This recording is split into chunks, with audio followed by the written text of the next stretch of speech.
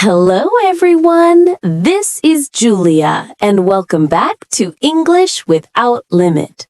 If you are new here, this channel helps you improve your English every single day with real-life stories, listening practice, and natural examples to boost your speaking and comprehension skills.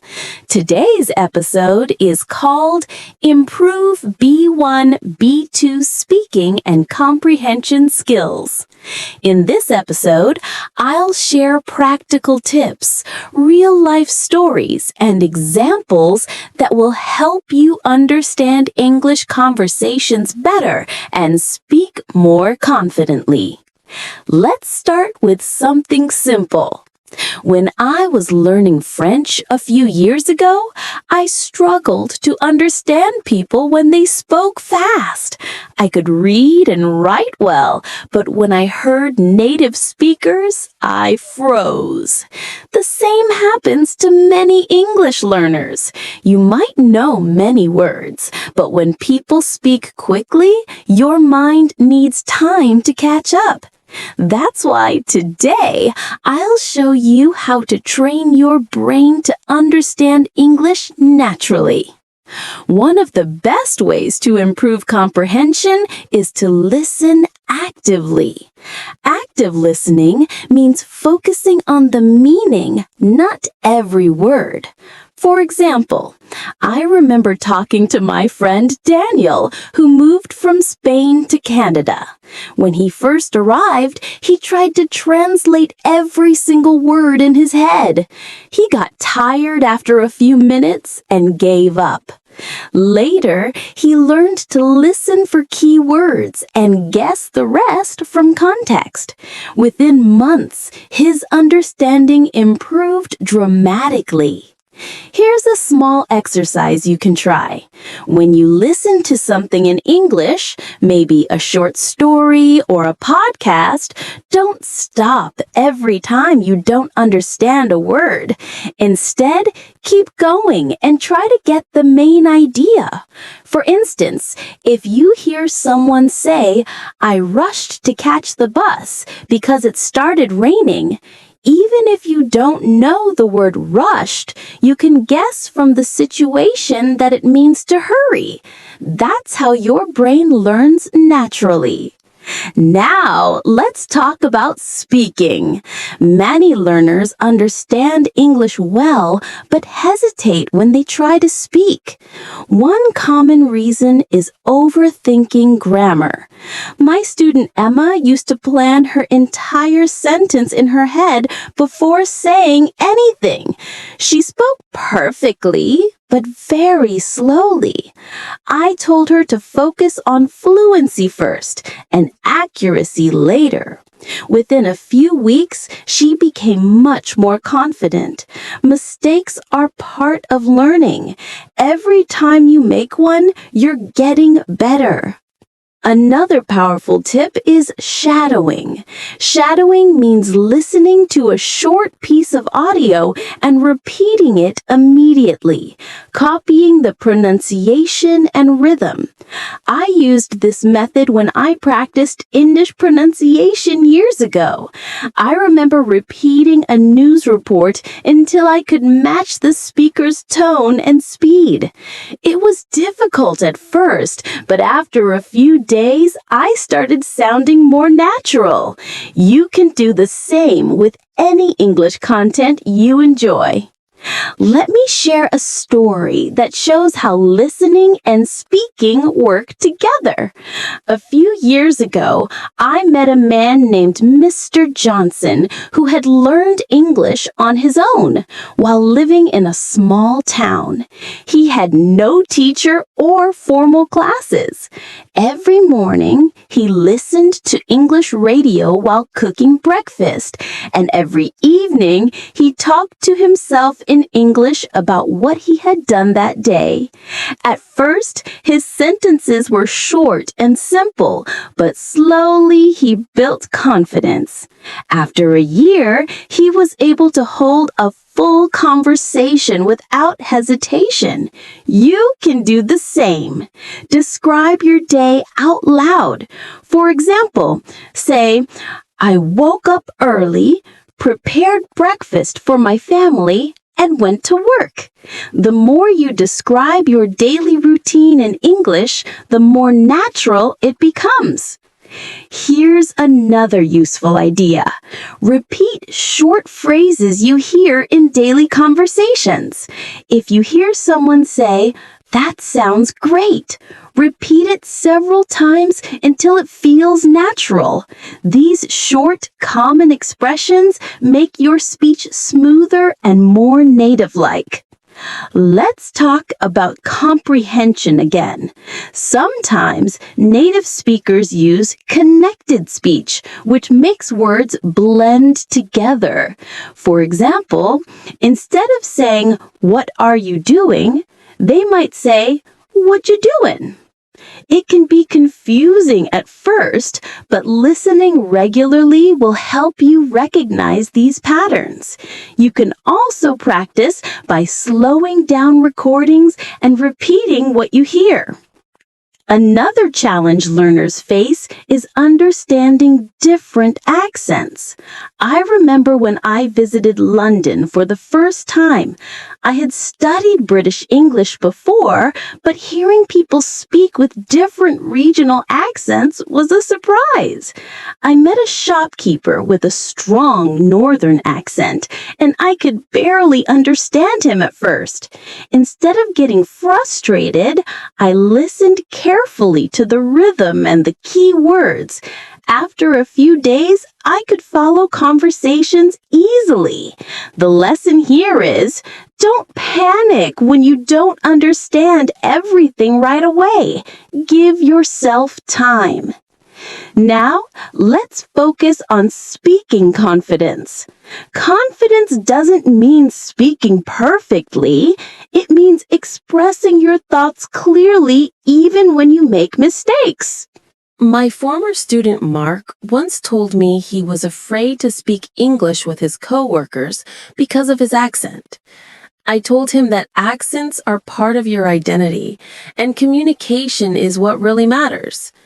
After a few weeks of practice, he started joining team meetings in English. He told me later that his coworkers admired his effort and supported him. Another great way to improve is by using English in daily life. For example, you can change your phone's language to English or read the instructions on products in English.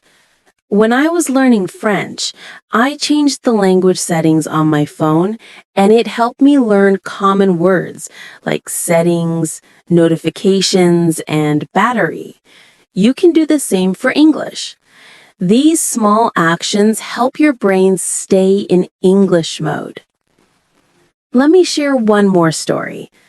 My neighbor, Mrs. Lewis, started learning English at the age of 50. She wanted to speak with her son-in-law, who was from Australia. At first, she found it hard to understand his accent. But instead of giving up, she started listening to Australian podcasts every day while doing housework. She didn't study grammar much. She just listened and repeated sentences she liked. After 6 months, she could have a full conversation with her family in English. It was one of the happiest moments of her life. You see, improvement doesn't come from studying only grammar books. It comes from exposure, listening, and speaking regularly. If you practice every day, even for 15 minutes, you will see big progress in a few months. Now, let's do a small speaking exercise together. I'll say a short story, and I want you to repeat it after me. Imagine I say, "Yesterday I went to the market with my wife. We bought fresh vegetables and talked to the shopkeeper about cooking. He gave us a new recipe to try. Now try to repeat this story out loud. When you do this kind of exercise daily, you not only practice pronunciation, but also improve your memory and fluency. Remember, speaking English is like training a muscle. The more you use it, the stronger it gets. Don't wait for the perfect moment or perfect grammar. Just start now. Listening, speaking, and comprehension are connected. When you listen actively, your speaking improves naturally because you start thinking in English.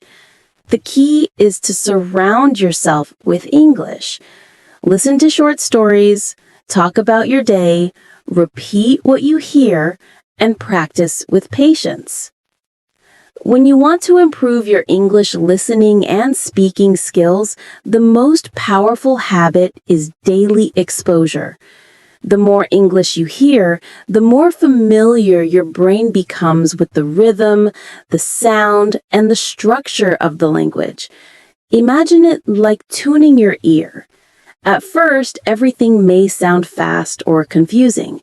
But after listening regularly, you begin to recognize patterns, phrases, and even the emotions behind words. One time, I had a student named Sophia who worked in customer service. She needed to speak English every day with international clients, but she often froze during calls. She told me she could understand written English easily, but listening was difficult. I advised her to listen to English podcasts for at least 15 minutes every morning. After 3 weeks, she noticed that she could understand faster and respond more naturally during calls. What made the difference was not studying harder, but listening regularly and without pressure. Another student, Jason, had the opposite problem. He could understand English movies and podcasts very well, but he couldn't express his ideas clearly. He said, "I know what I want to say, but I can't find the right words fast enough." I told him to start using English in simple ways every day. For example, instead of thinking in his native language, he could describe what he was doing in English. When cooking, he would say, "I'm chopping onions," or "I'm boiling water." After a few weeks, his speaking speed improved because he was practicing with real actions and real words. That is the secret of improvement. You need to bring English into your everyday life. It's not about studying for hours. It's about using English naturally. When you speak to yourself, listen to English, or read a short text out loud, your brain connects words, sounds, and meanings together. That's how fluency grows. Let's focus now on pronunciation and rhythm. Many learners think pronunciation means only learning sounds, but it's also about how words connect.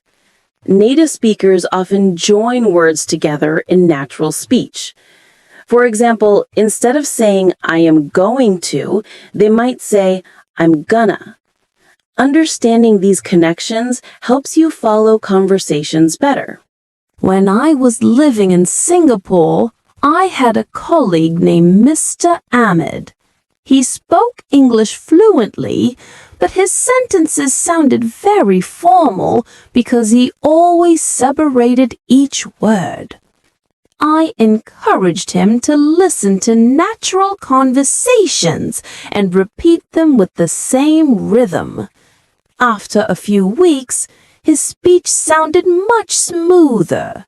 He didn't change his accent, but his tone became more natural and his confidence grew. Confidence in speaking is something you can build slowly. Start with short sentences. If you make a mistake, correct yourself gently and keep going. Every native speaker made mistakes when they were children, and language learners go through the same process.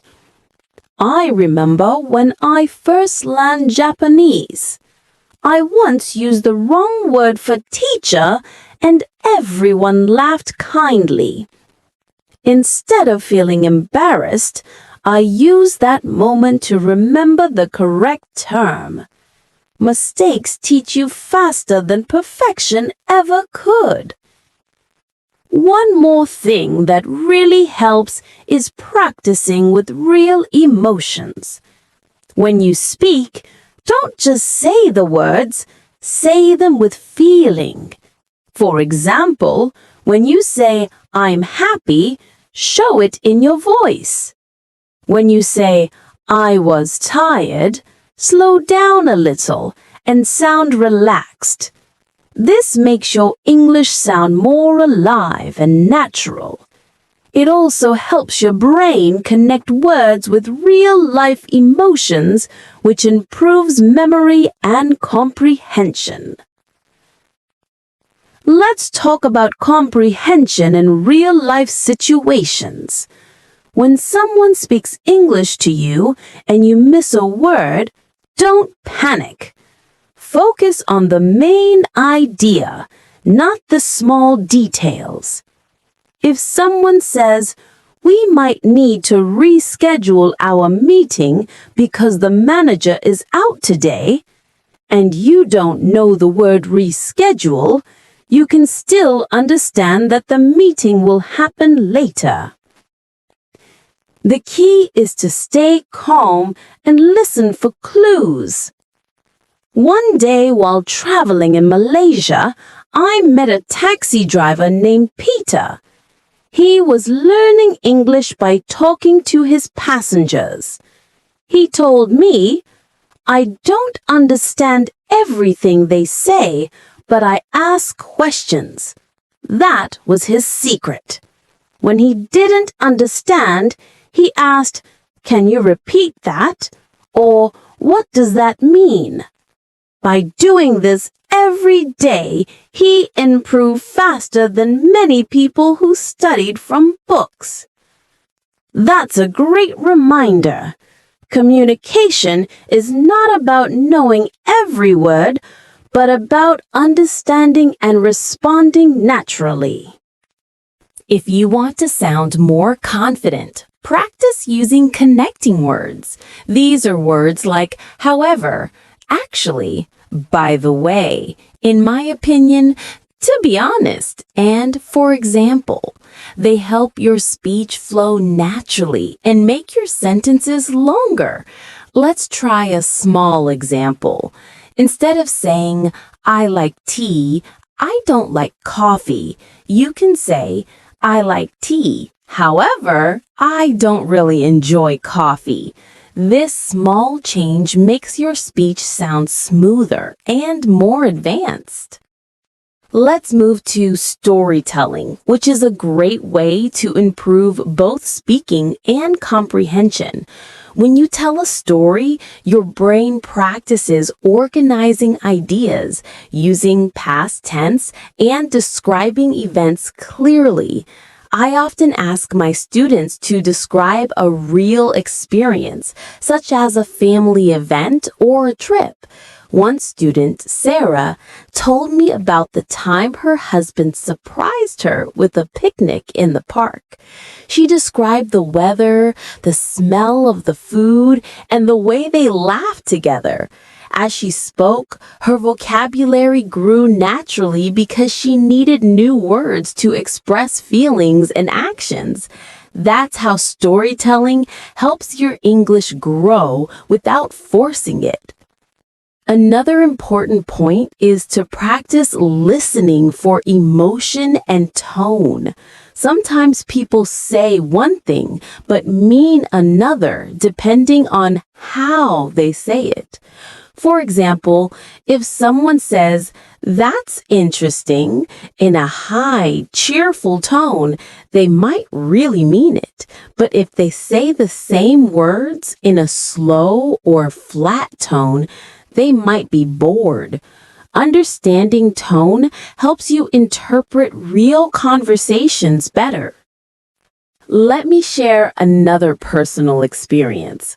When I was teaching in Thailand, one of my students, Mr. Kim, was excellent in grammar, but often misunderstood humor or sarcasm.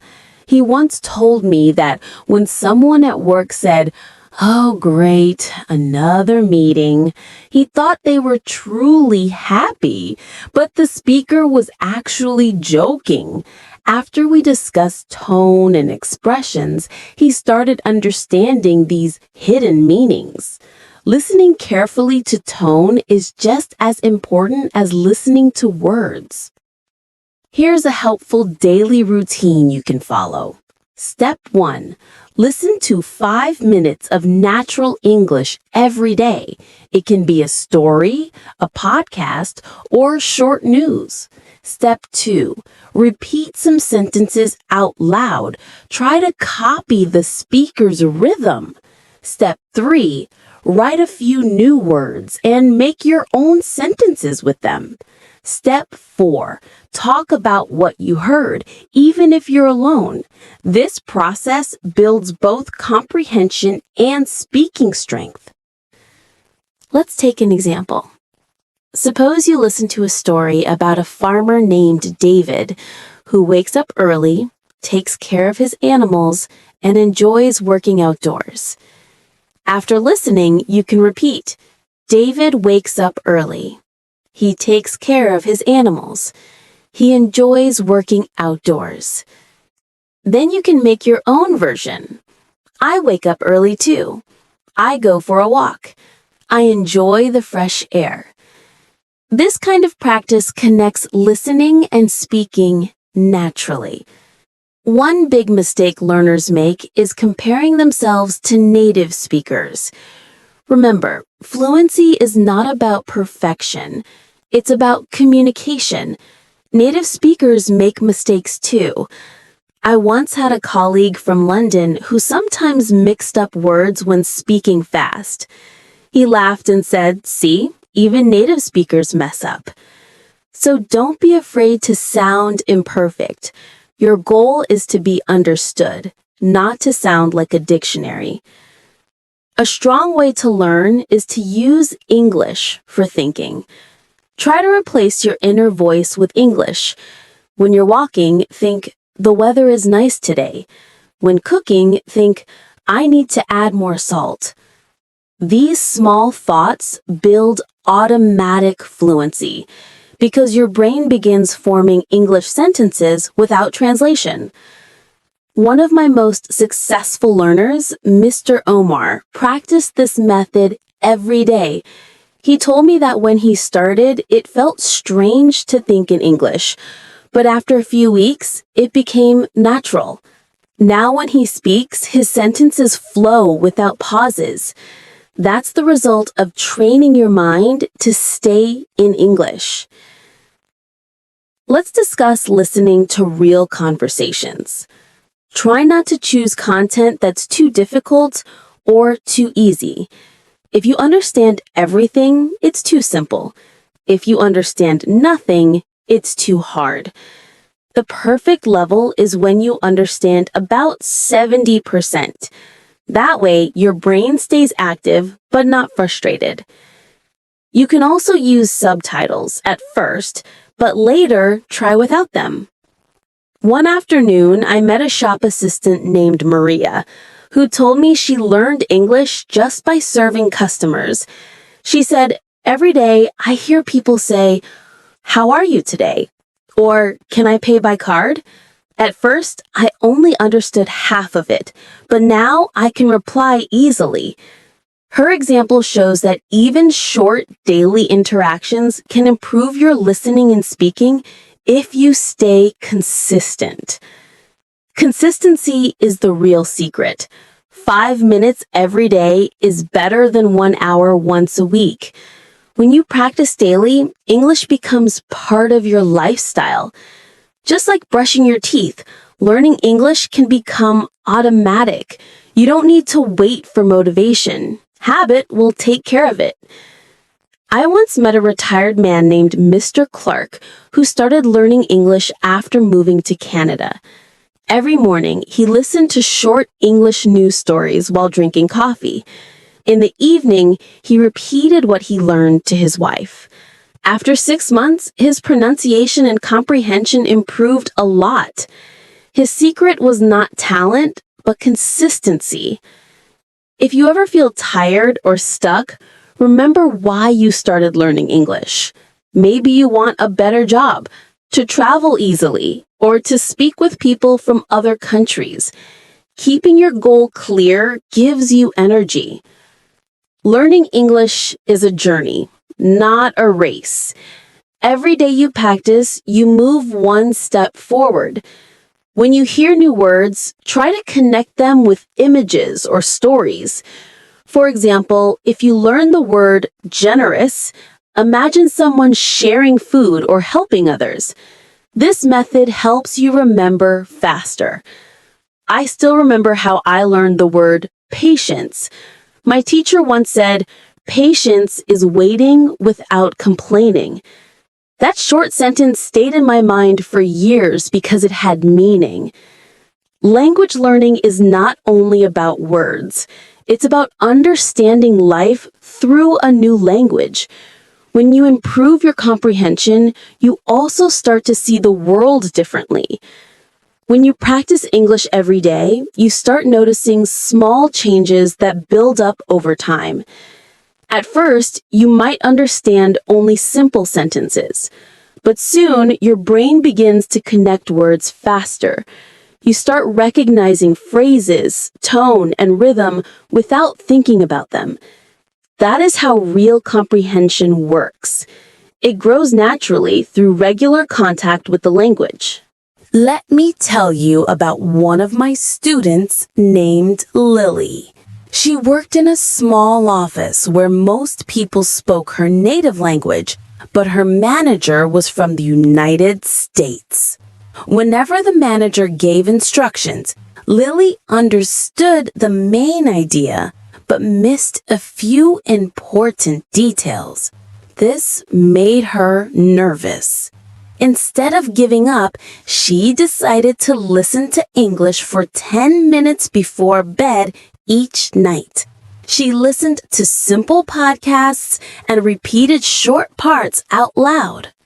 After 1 month, she told me that she could finally understand her manager's tone and instructions clearly. She said, "Now I don't panic when he speaks fast. My brain just catches the meaning." That's the power of listening training. You don't need long hours. You just need consistency. 10 or 15 minutes a day can make a big difference if you focus on meaning and context. Another helpful activity is describing pictures or situations aloud. For example, if you look at a picture of a park, try saying what you see. A family is sitting on the grass. 2 children are playing with a ball. The sun is shining. This exercise improves your fluency because you learn to use simple sentences naturally. When you describe out loud, you build speaking confidence and vocabulary at the same time. One day, I met a man named Henry who learned English while working at a hotel reception desk. He said the first few weeks were the hardest because guests spoke quickly and used many phrases he didn't know. He decided to write down useful expressions after every shift. For example, he wrote, "Could you please fill out this form? Let me check your booking." Each evening, he read them out loud before sleeping. After 6 months, he no longer needed his notes because the phrases had become part of his natural speech. The lesson from Henry's story is that repetition builds memory.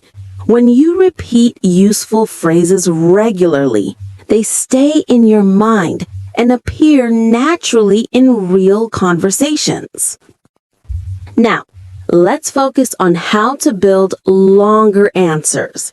Many learners give very short replies like yes, no, or I like it.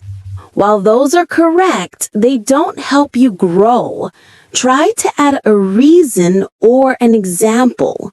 Instead of saying, I like it, you can say, I like it because it helps me relax after work. Or you could add, for example, I like reading books about nature. These small additions make your speaking sound richer and more confident. When I taught at a language school in Dubai, one student named Aisha practiced this method every day. At first, she was shy and gave short answers. I asked her to always include one more detail. After a few weeks, her sentences became much more complete. She once said, I like cooking because it brings my family together. When I cook, we talk and share stories. That small change made her sound fluent and expressive. Let's talk about vocabulary in real situations. You don't need to memorize long lists of words. Instead, learn words in context. For example, if you learn the word deliver, connect it with phrases like deliver a package, deliver food, or deliver a message. This helps you remember how the word is used naturally. I once met a delivery worker named Ethan who practiced English with his customers.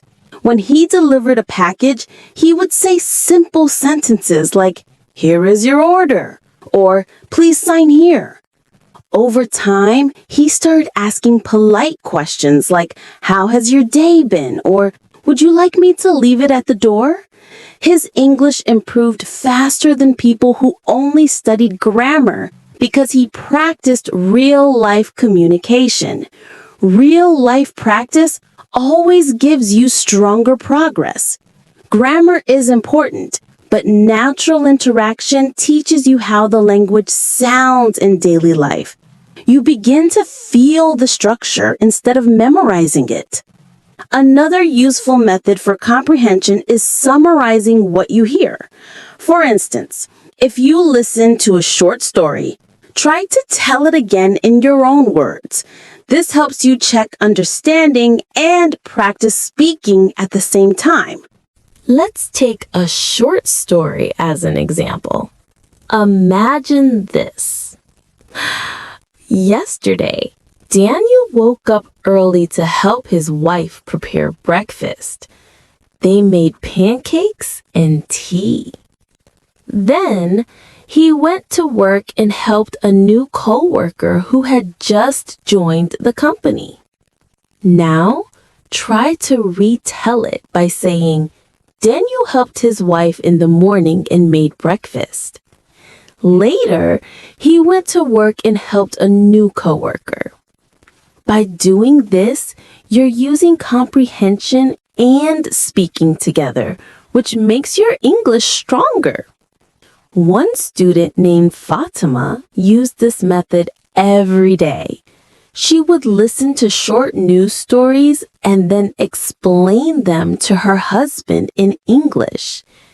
Even though her grammar wasn't perfect at first, she kept improving because she used English for real communication. You can also use stories from your own life to practice. Talk about what happened yesterday, last week, or last year. Use past tense naturally. For example, last weekend, my family went to visit my parents. We cooked together and talked about old memories. When you speak about real experiences, it's easier to remember the words and grammar. Listening to different accents can also help your comprehension grow. If you only listen to one accent, such as American or British, You might feel confused when hearing another. Try to mix it up. Listen to English speakers from various countries, such as Canada, South Africa, or India. Each accent teaches you new rhythms and pronunciations, which makes your listening skills stronger. Once I had a student from Turkey named Hassan, who only listened to American English. When he met an Australian client for the first time, he said he couldn't understand anything at all. I suggested he spend 10 minutes a day listening to other accents. After 2 months, he could easily follow different speakers. He said, "At first it sounded strange, but now I can catch the meaning quickly." That's what exposure does. It trains your ear to adapt. Another point is to pay attention to linking words during listening.